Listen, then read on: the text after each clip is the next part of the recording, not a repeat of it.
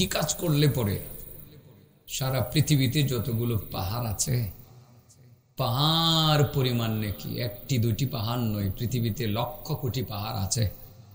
কি কাজ করলে পরে আমার বাবা, আপনার বাবা, আমার দাদা, আপনার দাদা, কি কাজ করলে পরে তারা সারা পৃথিবীর সমস্ত পাহাড় পরিমাণ নেকি প্রতি সেকেন্ডে সেকেন্ডে বুঝে পাবে।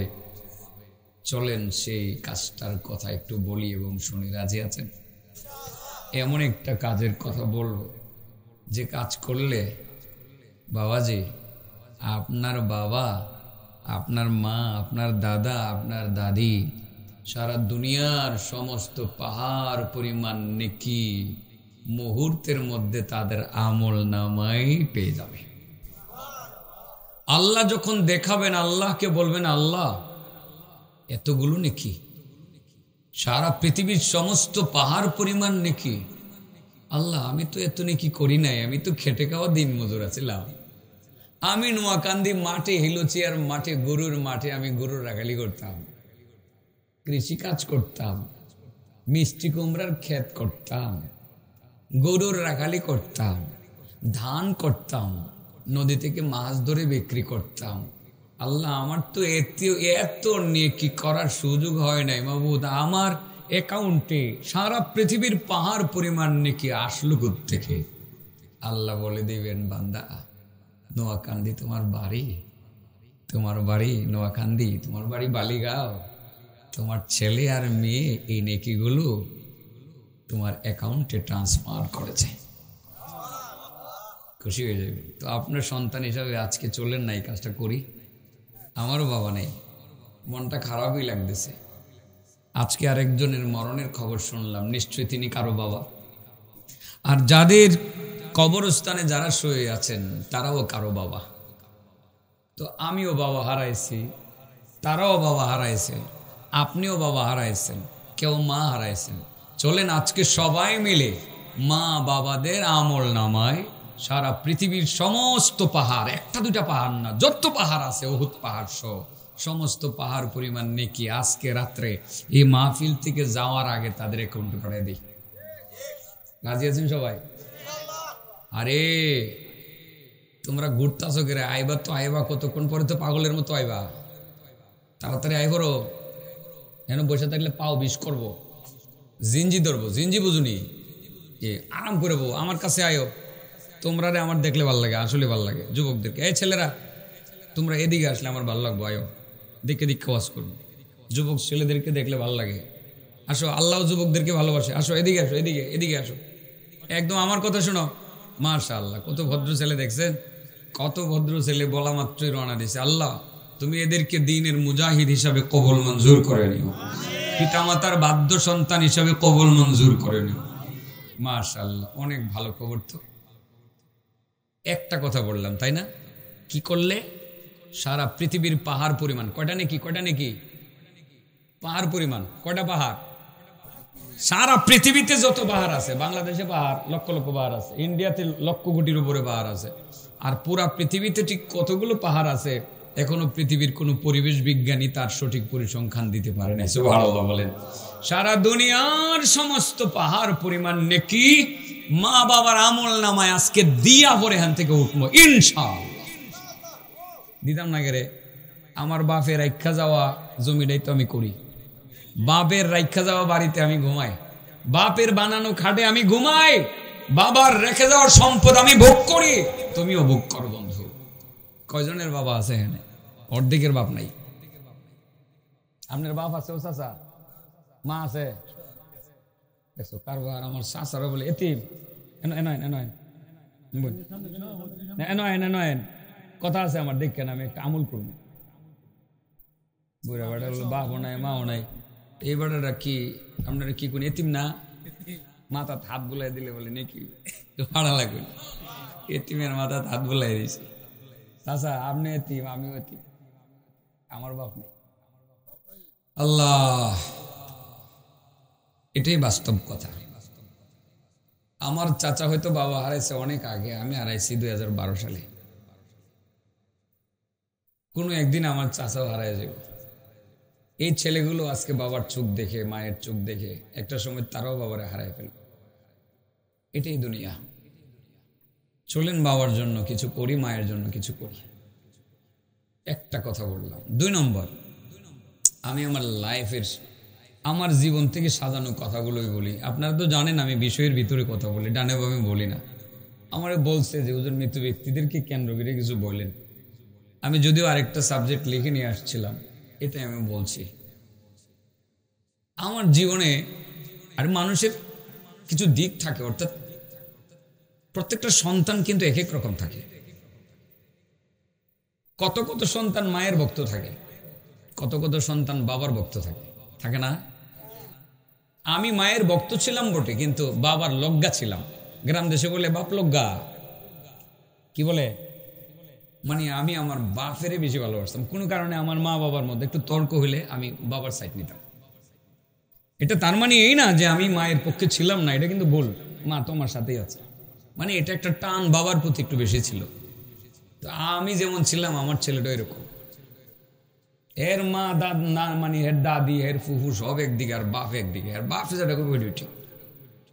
এর মা আজকে সকালে যে তুমি কারে বেশি ভালোবাসো? তুমি জানো না আমি আমার বাবারে বেশি ভালোবাসি। কয়ের পরে তোমারে, মানে 1 নম্বরে এর বাবারে ভালোবাসে, 2 নম্বর এর মারে, এরপরে দাদুরে। আমি বললাম আব্বু তুমি যে আমারে বেশি ভালোবাসো, তোমার দাদু তো আমার মা। তাইলে তোমারে আর দাদুরে সমান ভালোবাসি। বুঝলে, দুনিয়াটা তো এরকমই, একটু ভালোবাসার কম বেশ হয়। আমি আমার বাবার একটু বেশি ভালোবাসতাম, একদম বাস্তব কথা। কোনো কিছু কিনলে আগে বাবারটা আগে কিনতাম, পরে মারটা কিনতাম। যদিও হাদিসের মধ্যে মায়ের গুরুত্ব বেশি আসছে। তো এর মানে এই না যে আমি মারে ভালোবাসতাম না, কথাটা ঠিক না। তার মানে ছোটবেলা বুঝতাম না, বাবার সাইডটা একটু বেশি টানতাম। মা তো এখন আমার সাথে। মার মন খারাপ দেখলে আমার ঘর থেকে বাইরেতে মনে চায় না। খবর নিয়ে আসি মার শরীরটা খারাপ, আমি যাই, যাব বলে আসি। আমার বাবার কথা বলি, বাবাকে বেশি ভালোবাসতাম। যখন ওই কোনো অকেশনে কোথাও যাইতাম, ঢাকা থেকে যখন আসতাম, বাবার জন্য একটা লাঠি আনতাম। লাঠি না, লাঠি তো একবারই কিনছি, মেসওয়াক কিনতাম, একটা গেঞ্জি, একটা পাঞ্জাবি, এক জোড়া জুতা ঈদের সময় কিনে নিয়ে আসতাম। বাবা 12 সালে চলে যাওয়ার পরে এখন বাড়িতে গেলে কিছু কিনি না, অনেক ব্যথা লাগে। কষ্টটা কারো কাছে বলতে পারি না, যে আগে তো আমার বাবার জন্য অনেক কিছু কিনে নিয়ে আসতাম, এখন খালি হাতে আসি, বাবা নাই। চাচা আছে, চাচার জন্য তো আর বাবার মতো করে কিনি না। চাচার জন্য গেলে কিছু ফল ফ্রুট কিনে আসার সময় 1000 টাকা দিই, কাকু এটা দিয়ে কিছু কিনা খায়। কিন্তু চাচা আর বাবা কি এক জিনিস? বাবার পাশে গিয়ে ব্যাগ থেকে খুলতাম, আব্বা লুঙ্গিটা নিয়ে আসছি, এটা পরেন। বাবা বলতো কি, বাবা এটা ক্যারি কিনলি? আমার লুঙ্গি ছিল না। আব্বু একটা পাঞ্জাবি আনছি, দৌড়ো বেটা আমার পাঞ্জাবি আছে না। ঠিকই উনি না করতেন, কিন্তু কিনে দেওয়ার পর আমি খেয়াল করতাম মসজিদে নতুন লুঙ্গিটা বা পাঞ্জাবিটা পরে গিয়া লোকজনকে বলতে হয়, দেখে এটা আমার ছেলে আনছে। এই যে একটা বাবার খুশি আর আনন্দ, এটা আর দেখতে পাই না। এই একটা বিষয় অনুধাবন করলে, ফিল করলে মাঝে মধ্যে ঠিকই নীরবে কান্না করি। আজকে বাবা নাই, আমার সে আনন্দটাও নেই। কিন্তু আল্লাহর মেহেরবানি, 200, 500, 2000, 2500 টাকার হাদিয়া দিতাম, কিন্তু আমি 2-3 বছর হয়েছে একটা হাদিস পাইছি। এই হাদিসটা পাওয়ার পরে যে কষ্টটা লাগতো আর এখন লাগে না। এই হাদিসের মধ্যে এমন একটা আমলের কথা উল্লেখ আছে, আল্লাহ রাসূল বলেন কেউ যদি এই আমলটা করে, তার বাবা আর মা 2000 আর 2 লক্ষ আর 2 কোটি আর 200 কোটি আর 2000 বিলিয়ন ডলারের হাদিয়া পায় না, বরং সারা পৃথিবীর যত দামি তার চেয়েও মূল্যবান হাদিয়া তার মা বাবা দৈনিক বহুবার পায়। আজকে এমন একটা আমলের কথা বলে দিয়ে যাবো, যে আমলটা করলে আপনার বাবারে আর মারে সারা পৃথিবীর দাম যত, এর চেয়ে মূল্যবান হাদিয়া দৈনিক 100 বার আপনি পাঠাইতে পারবেন। এত দামি হাদিয়া মা বাবা পাইয়া আল্লাহর কাছে বলে, আল্লাহ এমন দামি হাদিয়া তো আমার কেউ দিছে না। আমার ছেলে একটা লুঙ্গি দিছে, আর একটা শাড়ি দিছে, একটা চাদর দিছে, মা কুকুর শাড়ি দিছে, বাবা কুকুর লুঙ্গি দিছে, 500, 1000, 2000 টাকার হাদিয়া পাইছি। আজকে যে হাদিয়াটা আল্লাহ তুমি আমার কাছে বসাই দিলা, এটার মূল্য দুনিয়ার থেকে 1000 কোটি গুণ বেশি। আল্লাহ এই হাদিয়া আমার এখানে দিল। মাবুদ, আল্লাহ কয় তোমার ছেলেটা নোয়া কান্দায়, তোমার ছেলেটা রাইখা থইছো না, মসজিদে নামাজ পড়ে মসজিদে বইয়া এই হাদিয়াটা তোমার লাগে ফাড়াইয়া দিছে। মা বাবা ওখানে থাকাই খুশি হয়, আল্লাহ আমার সোনার সান আমি রাইখা দিয়েছি, আজকে আমার বাবাটা আমার জন্য এত দামি হাদিয়া পাঠাইলো। খুশিতে আনন্দে আত্মহারা হয়ে যায়। তাহলে দুইটা আমলের কথা বলবো, সাব্যস্ত হয়ে গেছে। একটা হলো এমন একটা আমল যে আমল করলে পিতামাতা সারা পৃথিবীর সমস্ত পাহাড় পরিমাণ নেকি দৈনিক কয়েকবার বুঝা পাবে। আরেকটা আমলের কথা বলবো যে আমলটা করলে সারা পৃথিবীর চেয়েও মূল্যবান হাদিয়া মা বাবা বুঝা পাইবে। তোমাদের মা বাবা আছে 3 জনের? আলহামদুলিল্লাহ। ছোট মানুষ যারা, বয়স্ক ছাড়া, এমন কেউ আছো বা নাই, বাপ নাই, বা একজন নাই, 2 জন নাই, বুড়া মানুষ ছাড়া, ছোটরা, তোমার বাপ নাই। আল্লাহ, ছোট মানুষটা বাপ নাই, এর কত কষ্ট। আজকে বাপ থাকলে বাপের কইলে হইলে আব্বু মজা খাবো, এই কথাটার বাবার কাছে বলতে পারে না। আল্লাহ আল্লাহ ছেলেটারে আলেমে হক্কানি রব্বানি বানাক। নাম কি তোমার বাবা? হ্যাঁ, তুমি কান্দো না বাবা, তুমি কানলে তো আমারও কান্না আসবে। তুমি এতিম, আমিও তো এতিম। দুনিয়ার কারো বাবা থাকবে না, কারো মা থাকবে না। চলেন, বেশি ইমোশনাল হয়ে গেলে কথা বলা যাবে না, এটাই নিয়ম। চলেন সরাসরি এবার হাদিসটা বলি। 2টা আমল না, একটা আমল করলে বাবা মার আমল নামায় কতগুলো নেকি পৌঁছবে? কটা পাহাড়? সব পাহাড় সমান। আরেকটা আমল করলে পিতামাতা হাদিয়া পাবে। কয় টাকা মূল্যের হাদিয়া? সারা পৃথিবীর চেয়ে মূল্যবান হাদিয়া। 2টা কথা সারা জীবনের জন্য বন্ধুরা মনে রাখবা। তোমাদেরকে ডাইকে আনছি এখানে, সারা জীবনের জন্য মনে রাখবা। হয়তোবা তোমার বাবাও কিছুদিন পরে থাকবে না, সে বাবাকে তুমি কিছুই কিনে দিতে পারতেছো না, এখন তোমার টাকা নাই, কামাই করো না, কিন্তু তোমার বাবা মারা গেলে তুমি সত্যি সত্যি পৃথিবীর চেয়ে মূল্যবান হাদিয়া দৈনিক যতবার ইচ্ছা ততবার দিতে পারবা। যতবার ইচ্ছা ততবার সারা পৃথিবীর সমস্ত পাহাড় পরিমাণ নেকি তোমার বাবার অ্যাকাউন্টে তুমি জমা করতে পারবা। সরাসরি একটি মাত্র হাদিস বলবো, লম্বা আলোচনা করার মোড নাই, সময় আছে, ব্যস্ততা নাই, একেবারে ফ্রি আছে। কিন্তু সাবজেক্ট এমন একটা দিয়েছে, বেশিক্ষণ বললে মনে হয় মুখ দেওয়ার কথা আসবে না। বুক ফেটে কান্না আসতেছে, আমি কোন রকমে ধরে রাখতে পারতেছি না, কষ্ট হচ্ছে আমার। কেন যেন আজকের এই মৃত্যুর সংবাদে আমার বাবার চেহারাটা আমার চোখে ভাসতেছে। ঠিক প্রতিটা এতিম মানুষ, এই লোকটা যদিও অনেক বয়স্ক, কিন্তু বাবার চেহারাটা এখন ভুলে নেই, মায়ের চেহারাটা এখনো চোখের সামনে ভাসতে আছে।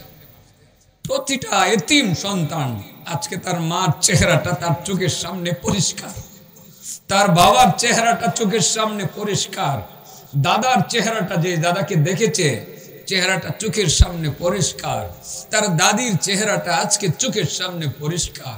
কারণ প্রত্যেকটা নাতি তার দাদা দাদিকে অনেক ভালোবাসে, অনেক ভালোবাসে। সেই দাদাই তো এমন ব্যক্তি যে কাঁধে করে তাকে স্কুলে মাদ্রাসায় নিয়ে যাইত।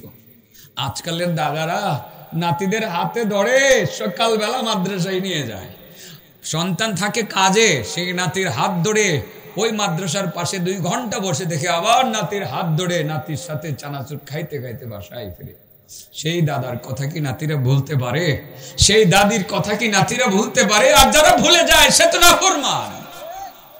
আরে তোমার দাদা তো তোমার বাবার বাবা, তোমার বাবার জন্য তোমার দাদা বাড়ি করেছে, আর তোমার জন্য সেই বাড়িটাই তোমার বাবা রেখে গেছে। তুমি থাকো আজকে বাবার রেখে যাওয়া খাটে, তুমি ঘুমাও, বাবার রেখে যাওয়া জমিন চাষ করো, বাবার রেখে যাওয়া সম্পদ তুমি ভোগ করো, বাবার রেখে যাওয়া টাকা ব্যাংক ব্যালেন্স তুমি ভোগ করে আজকে খাচ্ছ, মজা করে খাচ্ছ। তার জন্য কিছু নেকি বাড়াইতে পারবো না? আজকে চলেন পাঠাই, চলেন কথা বলি, হাদিসটা সরাসরি বলে ফেলি। আল্লাহ রাসূল সাল্লাল্লাহু আলাইহি ওয়াসাল্লাম বলেন, মাল মাইয়িতু ফি কবরিহি ইল্লা শিবহাল গরীক আল মুতাগাব্বিস। শুধু হাদিসটা শুনবেন শুরু থেকে শেষ, আর কিছু দরকার হবে না। এই হাদিসের মধ্যে দুইটা আমলের কথা চলে আসবে। মাল মাইয়িতু ফি কবরিহি ইল্লা শিবহাল গরীস, শিবহুল গরীস আল মুতাগাব্বিস। কোন মাইয়িতকে, মৃত ব্যক্তিকে যখন কবরে রেখে দেওয়া হয়, এই যে কবরে আছে না কবরস্থানের লোক, যখন কোনো মুসলমান বা কোনো মানুষকে কবরে রেখে দেওয়া হয় তখন সে গারিক আল মুতাগাব্বিসের মতো হয়ে যায়। গারিক আল মুতাগাব্বিস, গারিক বলা হয় যে ডুবে যায়, পানির নিচে ডুবে যায়, সাঁতার জানে না, ডুবে গেছে। ওই পানির নিচে ডুবন্ত ব্যক্তিটা যেরকম তার কল্পনা থাকে, তার আহ্বান বা আবেদন থাকে, হায়রে আমি তো ডুবে গেছি, সাঁতার জানি না, যদি আমার কেউ দেখতো আর রক্ষা করতো। ঠিক মাটির নিচে দাফন করার পরপরই একটা লোক এইরকম ডুবন্ত ব্যক্তির মতো কষ্ট অনুভব করে আর বলতে থাকে, হায়রে আমি যে ডুবে গেছি, কেউ যদি আমাকে রক্ষা করতো। তাকে দাফন করার পরে সে চিৎকার করে, হায়রে আমার ছেলে মেয়েরা কই, আমারে যদি রক্ষা করতো। ডাকটা তো আমরা শুনি না। পানির নিচে ডুবন্ত ব্যক্তির ডাক যেমন শোনা যায় না, কবরের ভিতরে রেখে আসার পরেও সেই মানুষটির ডাক শোনা যায় না, আমরা শুনি না। কেমন ডাকে? তো ডাকের কথা বলি। ডুবন্ত ব্যক্তি পানির নিচে ডুবে যাওয়া যায়, কতটা কষ্ট আমি আমার বাস্তব জীবনের গল্প দিয়ে বোঝানোর চেষ্টা করি। বলবো গল্পটা? তুমি তো মনে হয় শুনছো গল্পটা। আপনাদের বাড়ি তো নদীর পাশে না? নদী কাছাকাছি, খুব বেশি দূরে না। আমার বাড়িটা আরো কাছে নদীর। আপনারা হয়তো অনেকেই আমাকে নরসিংদী হিসাবে চিনেন, কিন্তু আমার জন্মস্থান ব্রাহ্মণবাড়িয়া সরাইলে, মেঘনা নদীর পারে। আশুগঞ্জ আছে না? এই আশুগঞ্জ বরাবর পূর্ব দিকে আমার বাড়ি, একদম মেঘনা ঘেঁষা। মেঘনা থেকে ছোট আরেকটা মেঘনা গেছে, ওইটার পারে আমার বাড়ি। এই সিজনে আস্তে আস্তে পানি শুকিয়ে যেত। বাড়ি বরাবর, আমরা বাড়ি বরাবর নদী, ওই পার পর্যন্ত প্রত্যেকেই আমরা নদী দখল করতাম। শুকিয়ে গেলে যে দাবি করতাম যে এই বরাবর পুরোটা আমার, তার বাড়ি বরাবর তার। আমরা ধান করতাম, তবে এখানকার ধান আমরা খাইতাম না। ধান মোটা হলে পরে গরুরে খাওয়াইতাম। ওই খালি জায়গা থেকে, যেহেতু মেঘনা পারে, আগে প্রতি বছর বন্যা হইতো। তোমরা জানো কিনা, বাচ্চারা বুঝবে না, আগে প্রতি বছর বন্যা হইতো। আজ থেকে 20 বছর আগেই প্রতি বছর বন্যা হইতো। সেই কারণে আমরা প্রতি বছর নদী শুকিয়ে গেলে ওখান থেকে মাটি উঠাইয়া 1-2 ফুট বাড়ি উঁচা করতাম। প্রতি বছর বাড়ি উঁচা করতাম, ঘরও উঁচা করতাম। ঘর পাকা ছিল না, টুনি টুনি টুনি টুনি চিনেন নি? গাছের পালা। টুনির ঘরই যারা ছিল হেরাই ধনী মানুষ। যারা টুনির ফালা লাগা, আমরা টুনি করতেন, টুনির পালা যারা লাগাইতো এরা ধনী মানুষ। তো আমার বাপ ধনীদের একজন, মোটা মোটা পালা টুনির, কালা কালা টুনি। এই টুনি উড়াইয়া ঘর উঁচা করতাম আর মাটি ফালাইতাম। যখন মাটি ফালাইতাম, মাটি উঠাইতাম নদী থেকে, নদী শুকিয়ে গেছে। আমার একটা অভ্যাস ছিল ঘুড়ি উড়ানো। ঘুড়ি বুঝেননি? গুড্ডি গুড্ডি, ছোটবেলা খুব ঘুড়ি উড়াইতাম। বাড়িতে যে মাটি উঠাইছে নদীর থেকে প্রায় 10 ফুট গভীর করে, বৃষ্টি আসছে, বৃষ্টির পানি হঠাৎ করে সব পানি গেটের ভিতরে ঢুকছে। আমার খেয়াল নেই, আমি তো জানি পুরাটাই শুকনা। ঘুড়ি উড়াইলে, বাতাস না থাকলে ঘুড়ি উড়াইয়া দৌড় দিতে হয়। ছোট মানুষ ছিলাম, ঘুড়ি উড়াইয়া দিছি একটা দৌড়। দৌড় দিয়ে সুজা গিয়ে গাতাত। গাতা কয় ফুট? আমি সাঁতার জানি না, এর চেয়েও ছোট। 10 ফুট গভীরে পড়লে কি আমার বাঁচার কথা? এই যে ডুব দিছি, পড়ে গেছি, আমার আত্মা বের হয়ে যাইতেছিল, এখনো মনে আছে। আর মনে হইতেছিল, হায়রে কেউ যদি আমারে দেখতো আর বাঁচাইতো। আসলে কেউ দেখছে না। কেউ যদি আমারে দেখতো আর বাঁচাইতো, আমার প্রাণ বায়ু বের হয়ে যাইতেছে। আল্লাহর কি মেহেরবানি! যে স্পিডে পড়ছি, স্পিডে গিয়ে করে নিচে গিয়ে ধাক্কা লাগছে। ধাক্কা লাগার কারণে ফুটবলের মতো আবার একটা ধাক্কায় উপরে উঠছে। উপরে উঠটা পাশে পার ধরে লেছিল। ধরে ফেলার পরে তো আর ডুবলাম না, আল্লাহ আমারে বাঁচাইছে। সেদিন হয়তো মারা যেতে পারতাম, আল্লাহ যদি আমার হায়াত না রাখতো। কিন্তু ওই দিন আমি বুঝছিলাম পানির নিচে ডুবে যাওয়ার যে কি কষ্ট। ঠিক একজন মৃত মানুষকে যখন কবরে রাখা হয়, পানির নিচে ডুবন্ত ব্যক্তির মতো কষ্ট অনুভব করতে থাকে আর বলতে থাকে, হায় রে, কেউ যদি আমার বাঁচাইতো আর রক্ষা করতো আজকের এই কঠিন দিনে। কিন্তু কেউ ডাক শোনে না। মাল মাইতু ফি কবরিহি ইল্লা শিবহাল গারিক আল মুতাফাব্বিস। কবরের মধ্যে একটি মানুষকে রাখলে সে পানির নিচে ডুবন্ত ব্যক্তির মতো হয়ে যায়। ডুবন্ত ব্যক্তিরা যেমন সাহায্য প্রার্থনা করে, তদ্রূপ ওই কবরের ভিতরে একটা মানুষকে রেখে আসার পর বলতে থাকে, আমার ছেলে, বাবা কত আদর করে তোরে পালছিলাম, আমারে বাঁচা, ও আমার স্ত্রী আমারে বাঁচাও, ও আমার বাবা আমার মা আমারে বাঁচাও, আমার জন্য কিছু দাও, চিৎকার করে। কিন্তু দুনিয়ার কেউ শোনে। চলেন আজকে সেই বাবাদের চিৎকার বন্ধ করি, তাদেরকে কিছু দেই। কি দিমু আমল নামায়? পাহাড় পরিমাণ নাকি? কয়টা পাহাড়? চলেন আজকে একটু হাদিয়া দেই। কয় টাকার হাদিয়া? পৃথিবীর চেয়েও বেশি মূল্যবান হাদিয়া। কিছু ওয়াজ হইতেছে, আমার এগুলোর ওয়াজ কয়। আমি জানি যে আমি ওয়াজ জানি না, এরা সবাই জানে। আমি এরকমই কই, দরকারি কিছু কথা যতটুক জানি আমি এটুকুই কই। তাহলে বোঝা গেল কবরে গেল শাস্তি হয়, হয় কি হয় না? আযাব হয়। কবরের আগে যাইবার সময় একটা আযাব হয়, আত্মাটা বাইরেবার সময় একটা শাস্তি হয় না? এটারে মরণের শাস্তি। কিসের শাস্তি কয়? মরণের সময় শাস্তিটা যে কি পরিমাণ হয়, যেটাকে আমার নবীর হাদিসের ভাষায় বলা হয় সাকরাতুল মউত। আপনারা জানি না কয়জন মানুষের মৃত্যু দেখছেন। আমার এই জায়গাতে কয়েকজন মানুষ মারা গেছে এই হাতে, আমি দেখছি। চুপটা লাড়া দিয়া যে এইভাবে সাদা অংশটা বাইরে যায়, কি পরিমাণ কষ্ট যে অনুভব করে। আর আল্লাহ রাসূল সেই জন্য আল্লাহর কাছে পানা চাইছে, আল্লাহ তুমি আমার সাকরাতুল মউত থেকে হেফাজত করো। এটা যে কেমন কঠিন ব্যথা। যদি আপনার গ্রামের কোনো মানুষ মারা যাওয়ার পরে আবার জীবিত হইতো, তারে যদি জিজ্ঞাসা করতে পারতেন, তাইলে সে বলতে পারত যে সাকরাতুল মউতের ব্যথা যে কত কঠিন। আপনাদের গ্রামে কি কোনো এরকম লোক আছে যে মারা যাওয়ার পরে জিন্দা হয়েছে? বাজিতপুর থানাতেও নাই, দেখি নিকলি না বাজিতপুর, তাহলে নিকলিতেও নাই, বাজিতপুরেও নাই। জানো বাংলাদেশেও আপনাদের পরিচয় কেউ নাই এরকম লোক মারা গেছে পরে জিন্দা হয়েছে? না না, আছে আছে আছে, আমার কাছে আছে। এমন একটা লোকের সাথে কথা বললে বলতে পারতেন মৃত্যুর যন্ত্রণা কত কঠিন। একটু কথা বললাম ও, হ্যাঁ?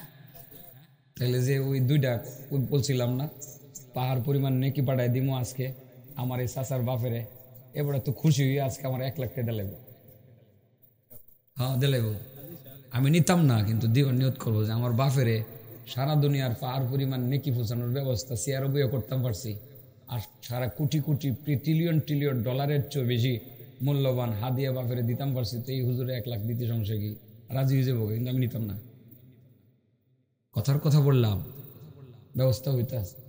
একটু বলে আসি, এই ব্যথাটা দূর করার জন্য একটা মেডিসিন দিয়া এরপরে এদিকে যাই। হ্যাঁ, মৃত্যুর ব্যথাটা দূর করার জন্য একটা ওষুধ দিব। 2 বার ব্যবহার করবেন। কয়বার? সকালে আর বিকালে। মরণের ব্যথা হইতো না? সুবহানাল্লাহ কই। মরণের ব্যথা হইতো না। তো ব্যথাটা যে কি পরিমাণ, এটা একজন মুর্দা ব্যক্তির জিজ্ঞাসা করলে তার কাছ থেকে মনে হয় জানা যাইতো। এই মৃত ব্যক্তির নাম, উনি একজন মহিলা, তার বাড়ি হইল এই যে ফিলিস্তিনে। কোথায়? তার ছেলের নাম ঈসা। ছেলের নাম কি? ঈসা। মায়ের নাম মরিয়ম। ঈসা নবী উনি মুর্দা জিন্দা করতে পারতেন, আপনারা জানেন কিনা আল্লাহর হুকুমে। উনি ওনার মারে জিন্দা করছিলেন। ওনার মা মারা যাওয়ার পরে জিন্দা হয়েছিল। জিন্দা হওয়ার পরে উনি বলে দিছিল যে মৃত্যুর ব্যথা যে কত কঠিন। সেই জায়গা থেকে আমি 2-4-5 মিনিট ঘুরে আসি, এরপরে ওই 2টা আমলের কথা বলে দেবো। আপনারা টেনশন করবেন না, আমি 11:15টার মধ্যে শেষ করবো, কোনো টেনশন করবেন না। আপনাদের হাদিয়াটুকু আপনারা নিয়ে যাবেন। বিষয়টা আমি পুরোপুরি বুঝাইয়া 11:15টার ভিতরে ইনশাআল্লাহ ছেড়ে দেব, কষ্ট নেবেন। হযরত ঈসা নবী উনি মুর্দা জিন্দা করতে পারতেন, কোরআনে আছে ওয়ারাসূলান ইলা বানি ইসরাঈল আন্নী قد جئتكم بآية من ربكم أني أخلق لكم من الطين كهيئة الطير فأنفخ فيه فيكون طيرا بإذن الله وأبرئ الأكمه والأبرص وأحيي الموتى بإذن الله وأنبئكم بما تأكلون وما تدخرون في بيوتكم إن في ذلك لآية لكم إن كنتم مؤمنين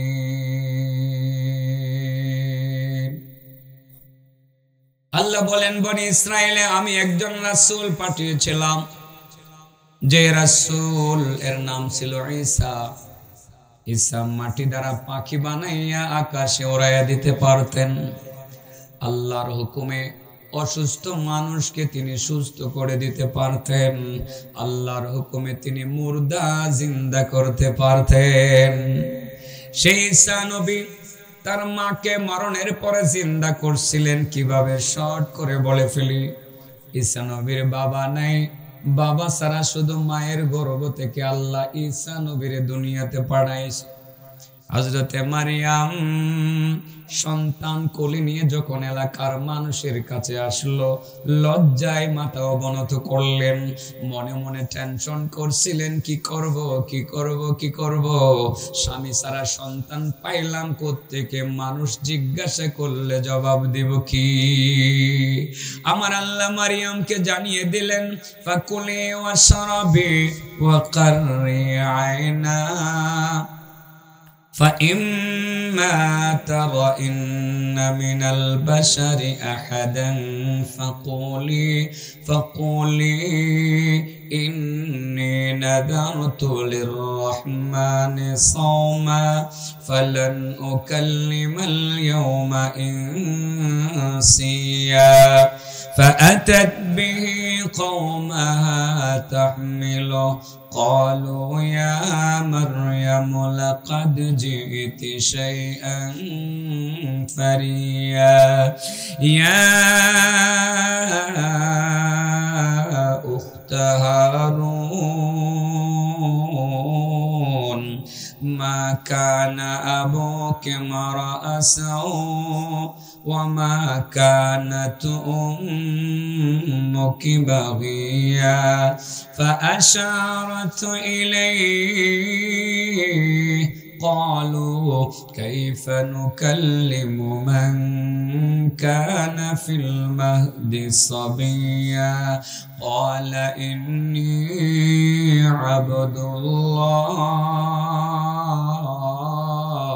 آتاني الكتاب وجعلني نبيا وجعلني مباركا أينما كنت وأوصاني بالصلاة والزكاة ما دمت حيا وبرا بوالدتي ولم يجعلني جبارا شقيا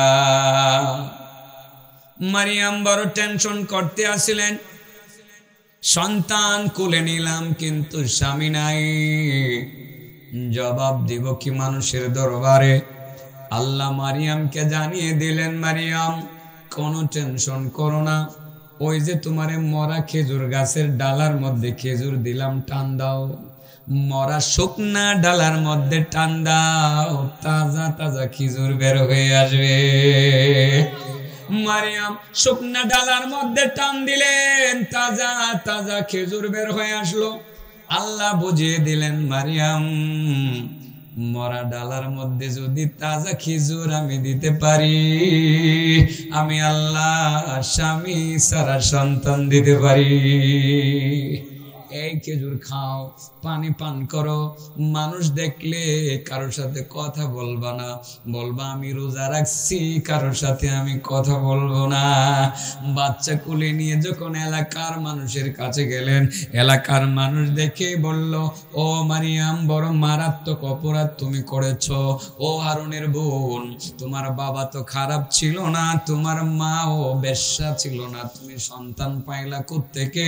হযরতে মারিয়াম ইশারা করে বুঝাইলেন, আমি রোজা রাখছি, কথা বলবো না, আমার কুলের বাচ্চার সাথে কথা বলো। তারা বলতে শুরু করলো, কাইফা নুকাল্লিমু মান কানা ফিল মাহদি সাবিয়া। ও মারিয়াম, পাগলের মতো কি বলো? কোলের বাচ্চার সাথে আবার কথা বলা যায় নাকি? মারিয়াম উত্তর দিলেন না। সাথে সাথে ঈসা নবী 3 দিনের সন্তান মায়ের কুল থেকে জবান খুলে কথা শুরু করলেন, আল্লাহর হুকুমে বলতে শুরু করলেন, ক্বালা ইন্নী আবুদুল্লাহ। ও আমার এলাকার লোকজন, আমার মাকে তোমরা প্রশ্নবাণে জর্জরিত করে কোনো কষ্ট দিও না। আমার পরিচয়টা আমার কাছ থেকে জানো, আমি হইলাম আল্লাহর বান্দা। আল্লাহ আমারে নবী বানাইছেন, কিতাব দিছেন, সুবহানাল্লাহ বলেন। আমার মারে প্রশ্ন করিও না, আমার আল্লাহ আমারে নামাজ পড়ার হুকুম দিছেন, যাকাত দেওয়ার হুকুম দিছেন, পবিত্র বানাইছে। আমার আল্লাহ আমার মায়ের সাথে সৎ ব্যবহার করতে বলছে। আমি যতদিন বাচ্চা থাকবো ততদিন যাতে আমার মায়ের সেবা করি, সেটা আমার আল্লাহ বলে দিছেন। এইভাবে হযরত ঈসা নবী মায়ের কোলে উঠা আস্তে আস্তে বড় হয়ে গেলেন। একটা পর্যায়ে মা আর সন্তান, ছোট্ট একটা সংসার, স্বামী নাই মারিয়মের, শুধু একটা মাত্র ছেলে। এই ছেলে নিয়ে গভীর বনাঞ্চল পাহাড়ের ভিতরে জিন্দেগি যাপন করেন। ছোট্ট একটা ঘর বানাইয়া সন্তানকে নিয়ে সেখানে থাকেন। এখন কিন্তু বলবো, এরপরে মা মারা যাইব, মারা যাওয়ার পরে মার কবরে গিয়ে মারে কবর থেকে উঠাইয়া জিগাইব মৃত্যুর ব্যথা কেমন, বুঝছেন না? এটা কইবার লাগে একটু ঘুরতাম, হেদিকে গেছিলাম আর কি, বুঝছেন না? ওয়াজ একটু লম্বা হয়ে গেছে, কেমনি কি করতাম, খালি মুখটা বাইরে চাইতাছি কমায় লাইতাম, কিন্তু বাইরে জায়গা। একটা কথা আমি সব সময় কই, আমার মায়ের কথা। আমি ছোটবেলায় একটু দুষ্টটা পেয়েছিলাম, তো কথা বেশি করতাম।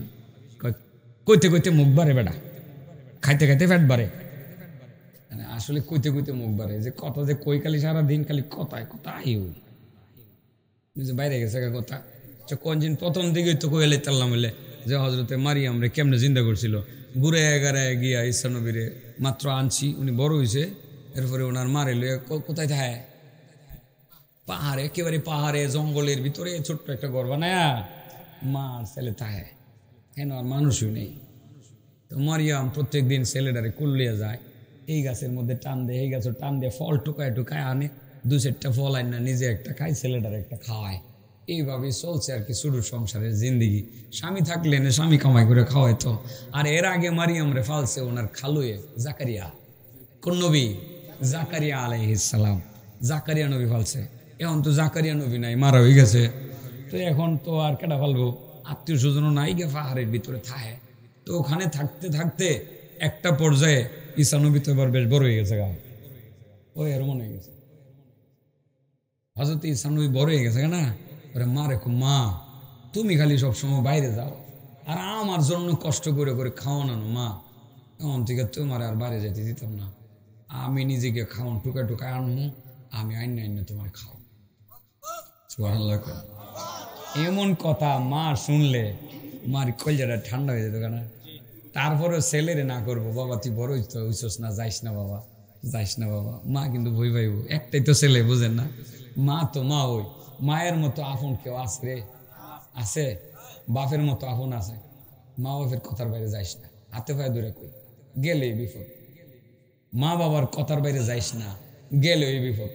আমি একদিন একটা বিপদ পড়ছিলাম, কথায় কথা বারে কই হইলে, হ্যাঁ পড়ছি কেমনে, ছোটবেলা বৈরব কমলপুরে পড়ি, 92 বা 3-তে, খুব আবার মোটামুটি বড়, একবার ছোট না বড়, 93-তে ঢাকা যাবো একটা অনুষ্ঠানে। আব্বারে করলাম, আব্বা ঢাকা যাবো। বাবা তুমি যাইস না, তুমি যাইও না। বন্ধু বান্ধব যাইবো, আমি তো বড় হই, আমি এবার না যাই কেমনে, বাপের কথা শুনছি না।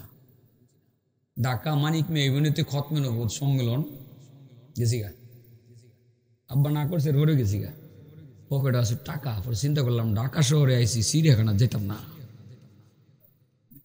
খেয়াল করো কথাটা। পরে বন্ধু বান্ধব লেগে গেছি গা চিড়িয়াখানা, চিড়িয়াখানায় গিয়ে সাপ যে জায়গাটার মধ্যে আছে না, মানুষের ভিড়, জায়গা গেছি, সাপ দেখতেছি, গ্লাসের ভিতরে সাপ, পকেটও আছেন 60 টাকা। 60 টাকা অনেক টাকা। 60 টাকা কত টাকা? এখনকার 1000-1500 টাকার মতো। তখন বৈরুত থেকে ঢাকার বাস ভাড়া ছিল 10 টাকা, না? তো গেলাম, সাপ দেখতাম, পকেটের চেহারা কত্তান ফোরে দিই নাই। দুপুরে খামু কি, আমু কি দিয়া বললাম নি বিপদে, মুশকিল। কিন্তু এটা মনে হইতেছে না যে বাপের কথা শুনছি না যে বিপদে পড়ছি, এটা মন নাই। এখন কত হইলো, টাকা নাই, কেমনে কি করি? বন্ধু বান্ধব জিডি আছে, এরা তো বেশিরভাগ আমার চেয়ে করি, কিন্তু বড় 10-5টা আছে বা 10-15টি আছে। আমি হারার মধ্যে একটু ধনী মানুষ আর কি। এর মধ্যে আমার গ্রামের এক বড় ভাই, উনিও আলেম, আলেম হয়েছে না মানে আমার 2-3 ক্লাস উপরে পড়ে, ওনার কাছে বুঝি টাকা আছে, উনি অন্য মাদ্রাসায় পড়ে। আমার কো কিরে তুই এখানে? আমি কো ভাই এনে আইছিলাম, আমার টাকা চুরি নিছে গা। হলো পরে এলা আমার লইয়া আর মাদ্রাসায় না ইয়ে গেছে গা বাড়িত, গেছি গা বাড়িত। তখন তো মোবাইল ছিল না, গেছি পরে মা কো কিরে তোর কোনো সমস্যা? আমি কো মা কে রে? না তোর কোনো সমস্যা থাকলে ক। না মা কোনো সমস্যা নেই। তো তুমি পাগল হয়েছো কেরে, এরকম ব্যস্ত কেরে? ও তোর বাপে তো পাগল হয়ে গেছে কেরে। আমি বললাম কে রে পাগল হয়েছে কও? ও তোর বাপে স্বপ্ন দেখছে তোর পিছনে একটা ফুরা হয়েছে। দেখেন বাপের মন, ওরে ফুরা হয়েছে, তুই ফুরার মধ্যে ব্যথায় লাফাইতাছস আর নাচতাছস। সকালবেলা উঠটা তোর বাপে আমার ডাক দিয়া গো, কি গো তোমার ফুটটা তো ঢাকা গেছে গা, গিয়ে টাকা হারাইলেছি। আমি কইবার আগে বাপে জানি এরপর থেকে তোর বাপেও খায় না, আমিও খাই না, তোর টাকা হারাইছি নি কয়। কেমনে জানলো বাপে? কেউ স্বপ্নের ব্যাখ্যা জেনে লাইছে, উনি ব্যাখ্যা জানতেন, আলেম ছিলেন তো। গেছিস নি ঢাকা? কয় আমি আম্মা গেছি তো। টাকা হারাইছিস নি? আমি কই মা সাপ দেখছি, পরে সব ডিটেল হয়ে গেছে। আব্বা এসছে পরে, আব্বা কফুর ঢাকা গেছিলি? আমি আব্বা গেছিলাম। কি হয়েছিল সমস্যা? তোর টাকা চুরে নিয়েছিল? আমি আব্বা নিয়েছিল, সব নিয়েছে। কফুত্রি আর বাপের কথার বাইরে যাইস না। হ্যাঁ দিন থেকে তওবা করছি, বাপের কথার বাইরে আর যাইতাম। বিপদ, এর চেয়ে বড় বিপদও আসতে পারতো না? মনে থাকবে, মনে থাকবে, বাবা মার কথার বাইরে কোথাও যাব না, মনে থাকবে। গেলে বিপদ। আমার জীবনের বাস্তব বিপদের কথাটা বলে দিলাম আর কি তোমাদেরকে, যে ওই দিন ঢাকায় যদি আমার সেই গ্রামের পরিচিত লোকটা না থাকতো, আমার কত কষ্টের সম্মুখীন হওয়া লাগতো। এমনও তো হতে পারতো যে আমার নিয়ে কিডনি বেচালাইতে হতো, পারতো না? পারতো। হয়তো বাপের দোয়ায় মায়ের দোয়ায় আল্লাহ একটা ব্যবস্থা করছে, মা বাপে হয়তো বা দোয়া করছে, ফুদের টাকা নাই হয়েছে, আল্লাহ তুমি ব্যবস্থা করো। হয়তো বা আল্লাহ আমার গ্রামের হেই মৌলানা সাহেবের পাঠাই দিছে, গেহারে লইয়া বাড়ি যা। এটা মা বাবার দোয়াতেই হয়েছে। এটা খেয়াল করবা বন্ধুরা, খেয়াল করবা। আমি কিন্তু ওয়াজ জানি না, আমি কিছু নসিহত করতেছি আর কি, কিছু নসিহত করতেছি। করতে গেছিলাম মনে আসেনি, হজরতে মরিয়ম ছেলে ঈসা নবী একটু বড় হয়েছে, মা মা এখন থেকে আর তোমারে আমি খাওয়ান আনতে পারাইতাম না, আমি যাবো। মা কুফু তুমি বড় হয়েছো না তো? না মা তোমারে আর কষ্ট দিতাম না, আমি কামাই করব। বেশি যখন বিরক্ত করতে শুরু করছে, মরিয়ম কো বাবারে তাহলে আজকে যাও, এই জীবনের প্রথম, তাড়াতাড়ি এসে বেরো। ছেলেরে ভাড়ায় এখানে জ্বালানা দিদি উকি দে, ছেলে নিয়ে আয়, মার মনে শান্তি আছে। ও একটাই ছেলে, ফাড়ায় গেলে উকি দে। আর কত মা ছেলেরে বিদেশ পাঠাইছে, প্রত্যেক দিন ফাঁস ধরে দে সায়াতে আমার ছেলেটা নিয়ে আয়। টেলিফোনটা দিলে কো বাপ, বাবা তুই আয়া যা, তোরে আমি দেখা দে, আয় আবার যাইস গা। বাপে শুনে না অগুসরে মা ক ফুট আয় ফর, এবার ইডটা আমার লগে করবি। বাপ আয়া ফর তুই, তোর একটু দেখা দে। এটা মাই কয়, এটা কয় জানালা দিয়ে ছায়া তাহে। প্রত্যেক দিন অপেক্ষা করে আমার ছেলেটা না জানি কোন দিন আয়। হে মারে কষ্ট দিলে তোর জিন্দিগিতে তুই সুখী হবি না। ছেলেও সুখী হইবে না এই মারে যদি কষ্ট দেস। হযরতে মারিয়াম ছেলে ঈসা নবীরে পাঠায় এখানে জানলা দিয়ে চায় তাহে ছেলেটা নিয়ে আয়ে দরজা লাগায় রাখছে। হঠাৎ করে দরজার মধ্যে আওয়াজ, ভাবছে ছেলে এসে উঠছে। দরজা খুললে দেখে না, চিনে না, এত বড় এক লোক। ভাই আপনি কে? আমি ফেরেশতা। আপনার নাম কি? আজরাইল। কে আছেন ভাই? ভাই তুমি কে আছো? ম্যাডাম আপনার সময় হয়ে গেছে তো আপনার জানটা কবজা করতে হয়েছি। কেমন লাগে মার? আজরাইল ভাই আমার একটু সময় দাও, একটা মাত্র আমার ছেলে, যে ছেলেটা বাপ দেখে নাই, এই জীবনের প্রথম আজকে আমার জন্য কামাই করে মারে খাওয়াইবো বলে বাইরে গেছে। আমার ছেলেটারে শেষবারের মতো একটু দেখা যাইতে দাও। মাথার মধ্যে একটু হাত বুলাইয়া দিতাম, তার মাথার মধ্যে একটু হাত বুলাইয়া দিতাম, মা হিসাবে দুই একটা নসিহত করে যাইতাম। ভাই একটু সময় দাও। আজরাইল বলেন ম্যাডাম আমার হাতে সময় নাই, অনুমতি নাই, আমি আপনাকে সময় দিতে পারবো না, মাফ করবেন। হযরতে মারিয়াম ডাক দিয়ে বলেন আজরাইল, জীবনের শেষ বেলায় যাওয়ার বেলায় নিজের আদরের সন্তানটারে একটি বারের জন্য দেখে যেতে পারলাম না। আজরাইল তুমি আমার জান কবজ করবা করে নাও, তবে জীবনে একটা কষ্ট নিয়ে বিদায় নিলাম, একমাত্র আদরের সন্তানটার চেহারাতে হাত বুলাইতে পারলাম না। এই কথা বলে হযরতে মারিয়াম বিছানার মধ্যে শুয়ে পড়লেন। এবার আজরাইল জানটা কবজ করে নিয়ে গেল। দরজা এবার খোলা। হযরতে ঈসা নবী অনেকগুলো ফল সংগ্রহ করলেন। মনে মনে চিন্তা করছিলেন, যেহেতু জীবনের প্রথম কামাই করতে আসলাম, আজকে একটা দুইটা না ব্যাগ ভরে ফল নিয়ে আজকে মারে নিজের হাতে খাওয়ামো। অনেকগুলো ফল এনে ঘরের ভিতরে দেখেন মা সুজা হয়ে ঘুমাইতে আছেন। মনে মনে ভাবলেন, মনে হয় আমার মা আজকে জীবনের প্রথম আরাম করে ঘুমাইতে আছে। মায়ের মাথার পাশে হাত বুলাইয়ে বলেন, মা মা তুমি ওঠো, দেখো আজকে আমি তোমার সন্তান, কতগুলো খাবার তোমার জন্য আমি নিয়ে আসছি। কিন্তু মায়ের জবান থেকে কোনো সারা শব্দ নাই। মাথার মধ্যে হাত দিয়ে দেখেন মাথা ঠান্ডা হয়ে গেছে, হাতে টাচ করে দেখেন হাত ঠান্ডা হয়ে গেছে, পায়ের মধ্যে টাচ করে দেখেন পা ঠান্ডা হয়ে গেছে। আর বুঝার বাকি নাই, জনম দক্ষিণী মা জীবনের তুলে বিদায় নিয়ে হাউ মাও করে কান্না করে বলে, মা মাগো এমনটাই যদি আমি জানতাম, তুমি আমারে খাবার আনতে পাঠাইয়া আমারে না বললা তুমি বিদায় নিয়ে চলে যাইবা, মাগো আমি তোমারে রাইখা খাবার আনার জন্য পাহাড়ে ছুটে বেড়াইতাম না। আও মা করে কান্না শুরু করলেন। দীর্ঘ সময় কান্না করে মনে মনে বললেন, মা মারা গেছে, কান্না করলে কোনো লাভ হবে না। এবার মার গোসলের ব্যবস্থা করতে হবে, মার কাফন দাফনের ব্যবস্থা করতে হবে। একা কিভাবে আমি সেটা করব সেটা সম্ভব না। গোসল করাতে হবে, কবর খনন করতে হবে, জানাজা পড়তে হবে। এই পাহাড়ের মধ্যে কোনো মানুষ নাই, মানুষ নাই। দীর্ঘ সময় কান্না করে চিন্তা করলেন, একটু বাইরে যায় দেখি কোনো মানুষ যদি পায় তাদেরকে সঙ্গে নিয়ে মায়ের গোসলের কাজটা করব না, মার জানাজা পরে মারে কবরস্থ করব না। অনেকটুকু রাস্তা হাঁটতে হাঁটতে সামনে গিয়ে দেখেন 6 জন আল্লাহর বান্দা কাঁধে কাঁধে কাঁধ মিলিয়ে ফিস ফিস করে কথা বলতে বলতে আসতেছে। আল্লাহর নবী হযরত ঈসা ডাক দিয়া বললেন, বন্ধুরা আমার নাম হলো ঈসা, আমার মায়ের নাম হলো মারিয়াম, আমার মা কিছুক্ষণ আগে মারা গেছে, আমার এই পাহাড়ের মধ্যে কোনো মানুষ নাই, আমি একমাত্র সন্তান, আমার মায়ের সন্তান।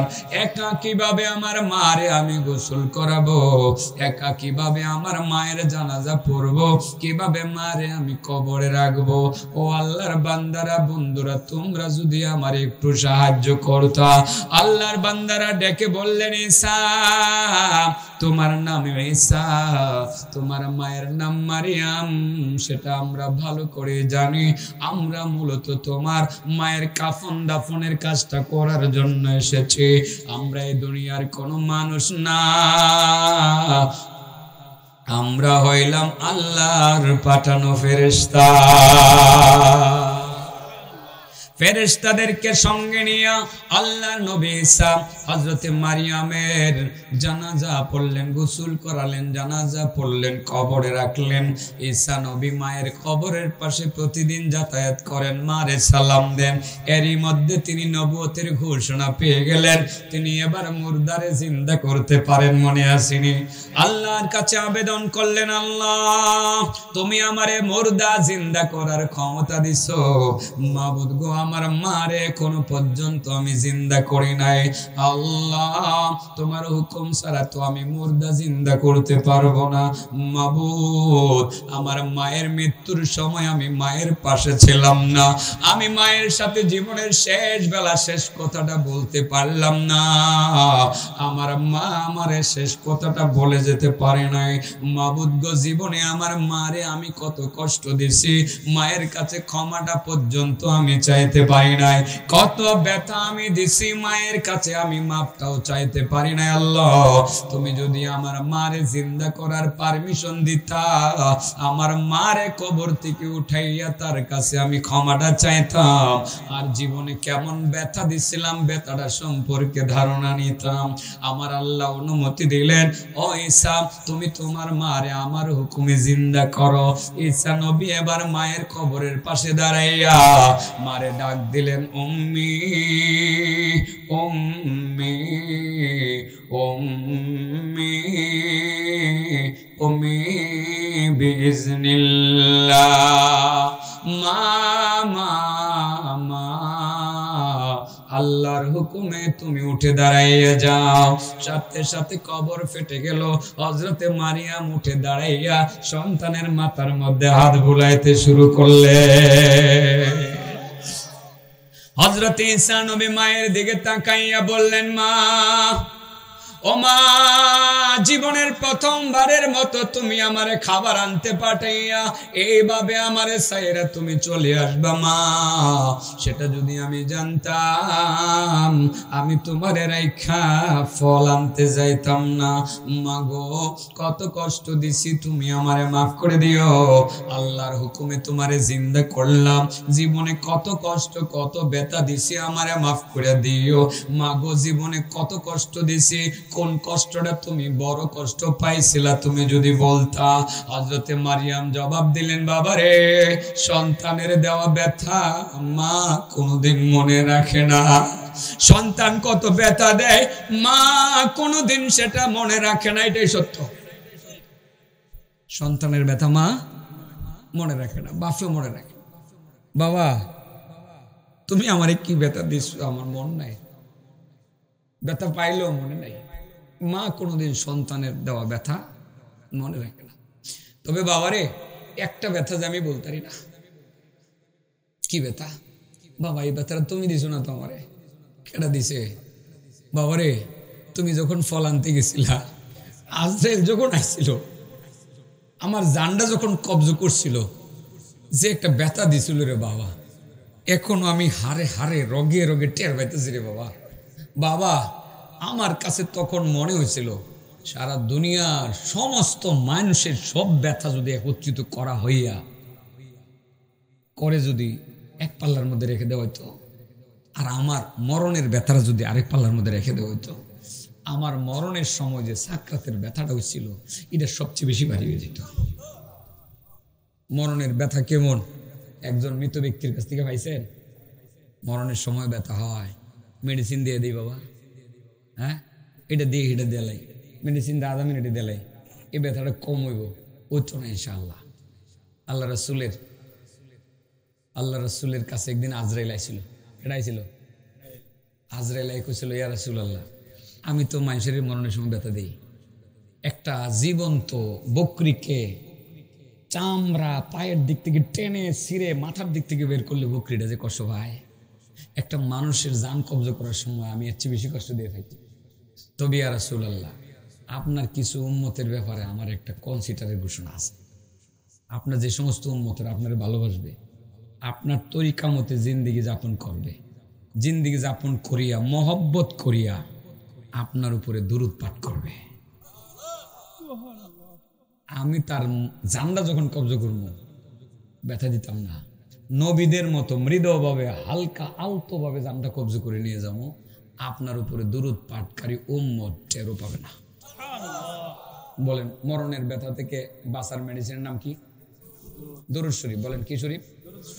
কমপক্ষে সকালে 10 বার, বিকালে 10 বার, বেশি যত ফরম যা মন থাকবো, মরণের ব্যথাটা কম হবে। ওইতো চলেন। এবার মা বাবারে সারা পৃথিবীর পাহাড় পরিমাণ নেকি দিয়ে লাই। ভাবছিলাম 1 ঘন্টা কইতাম না, 1 ঘন্টার উপরে গেছে। ওই যে আমার মার কথাও ঠিক, কইতে কইতে মুখ বাড়ে। আমার মারটাও ঠিক, কইতে কইতে কি বাড়ে? মুখ বাড়ে। আর 2 মিনিট শুনেন, 2 মিনিট। আল্লাহ রাসূল বলেন, যখন কোনো মানুষকে কবরে রাখা হয়, মরণ তো গেছে গা, এবার কবর, তখন পানির নিচে ডুবন্ত ব্যক্তির মতো হয়ে যায়। ডুববা কি কয়, আরে আমার ছেলেটা যদি একটু দোয়া করতো, সুবহানাল্লাহ। হায়রে আমার মেয়েটা যদি একটু দোয়া করতো, আরে আমার বন্ধু যদি দোয়া করতো, আমার ভাই যদি দোয়া করতো। যখন ওই দোয়াটা কইরা লায়, সাথে সাথে ওই মা বাবা বা আত্মীয় স্বজন যে মারা গেছে তার আমল নামায় সারা পৃথিবীতে যত পাহাড় আছে সমস্ত পাহাড় পরিমাণ নেকি নগদে জমা হয়ে যায়। মৃত ব্যক্তির জন্য দোয়াটা কি বলেন? রব্বিরহামহুমা কামা রব্বায়ানি সগীরা। মনের ভিতর থেকে পড়েন, রব্বিরহামহুমা কামা রব্বায়ানি সগীরা। যখন কোন দুনিয়ার সন্তান একটি বারে দোয়াটা পড়ে, তার মৃত মা বাবার আমল নামায় সারা পৃথিবীতে যতগুলো পাহাড় আছে সমস্ত পাহাড় পরিমাণ নেকি জমা হইয়া যায়। মা বাবা আল্লাহর কাছে বলে, আল্লাহ আমি খেটে খাওয়া দিন মজুর ছিলাম, এত নেকি আমি করি নাই, সারা দুনিয়ার পাহাড় পরিমাণ নেকি আমার আমল নামায় করতে গিয়ে আসলো। আল্লাহ জবাব দেন, বান্দা বান্দি তোমার ছেলে মেয়ে তোমার বন্ধু বান্ধবে পাঠাইছে। সুবহানাল্লাহ বলেন। এইভাবে যদি দাদা দাদির জন্য দোয়া করা যায়, এরাও সারা দুনিয়ার পাহাড় পরিমাণ নাকি ফায়লায়। তো চাচা, আমি যেদিন হাদিসটা পড়ছি আমার যে কষ্টটা লাগতো যে বাপের লাগে কিছু আনতারি না, আস্তে আস্তে কমা শুরু হয়েছে। এখন সারা দুনিয়ার চেয়ে বেশি মূল্যবান হাদিয়া দিয়ে লাও না, নেকি তো গেছে গা, নেকি অলরেডি গেছে গা। হাদিস তো একবার পড়ছি না, নেকি অলরেডি গেছে গা তাদের আমল নামায়। কি পরিমাণ নেকি গেছে? ওই মিয়া, এই দোয়াটা কি করতে পারত না? এটা মস্ত করে লেবা। এই দোয়াটা কি চাচা করণ যেত না? দৈনিক 5 বার অন্তত পক্ষে 5 ওয়াক্ত নামাজের পরে তো পারবেন। রব্বির হামহুমা কামা রব্বায়ানি সগীরা। এত কিছু থয়ে গেছে মা আর বাপে, এদের জন্য কি একটু বলা যেত না? বলা যেত না? মুখস্থ করবা নি? মুখস্থ করবা। 2 নম্বর, হাদিয়া বাজাইতাম। এই হাদিসের শেষ অংশ রাসূল বলেন, ইন্না মূল্যবান হাদিয়া পৌঁছানোর আমলের নাম কি? ইস্তেগফার করা, তাদের জন্য ক্ষমা চাওয়া। 3টা কথা মন থাকবো, সারা জীবনের লাগে মন থাকবো। আমি মরে গেলে মন রাখবা। আর আমার বিশ্বাস, আমার ওয়াজ আমার শ্রোতাদের মনে থাকে।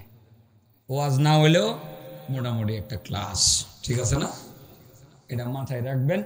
মা বোনদেরকে বলে গেছে, মাথায় রাখবেন। অনেক মূল্যবান কথা বলা হয়েছে। আল্লাহ আমাদেরকে আমল করার তৌফিক দান করুন। ওয়া আখিরু দাওয়ানা আলহামদুলিল্লাহি রাব্বিল আলামিন।